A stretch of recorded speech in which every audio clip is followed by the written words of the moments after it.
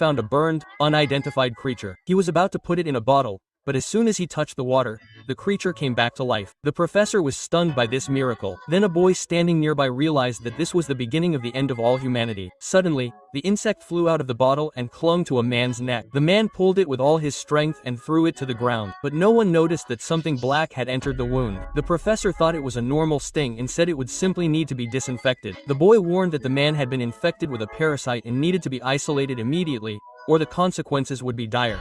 But no one believed him. Little did they know that the boy was actually a genius in biology. Just the day before, he had led a scientific expedition to a mysterious region called the Forbidden Zone of Life. There, they discovered a worm never before seen. One of his colleagues discovered that the creature contained anti-cancer proteins that could revolutionize treatment. Everyone thought this would be a medical miracle for humanity.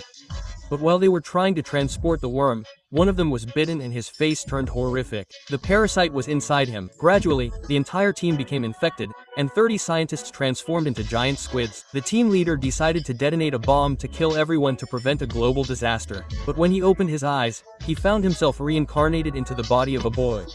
At that very moment, a group of university students were preparing to enter the same area. Only 300 meters remained to their destination. The boy, thinking of the tragedy of his past life, tried to stop them.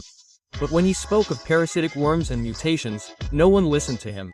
Everyone thought he was making up stories. Just then, the professor found the burned worm. He had never imagined that the previous explosion hadn't completely destroyed the worm. Excited, he placed it in a bottle to take to the laboratory. But upon touching water, the worm came to life, flew out, and bit another man in the neck. The man removed it but became internally infected. Strange events began to occur at night. The man's girlfriend fell asleep, blindfolded. In the darkness, the man transformed again. Several tentacles grew from his back, and one pierced her ear, killing her instantly. A brother and sister, passing by, witnessed the scene. The sister screamed in fear, and the mutant spotted them. They ran with all their might and reached the laboratory. But the worst part was that the professor had secretly brought the worm with him. The siblings told everyone that the man had become a monster and killed his girlfriend. They pleaded with everyone to flee immediately, but no one believed them. Everyone thought the man was crazy. Just then, a monster full of tentacles appeared at the door, but to everyone's surprise, the man and his girlfriend entered. The brother and sister were stunned. The woman was dead, but she was standing there, alive and wearing different clothes. No one had expected that the parasite could control a dead body and behave like a human. He was pretending to be normal, and the boy was accused of being jealous of the professor.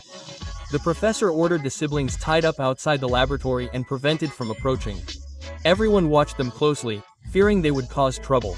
But no one noticed that the man and his girlfriend were completely transformed again, and a new disaster was about to begin.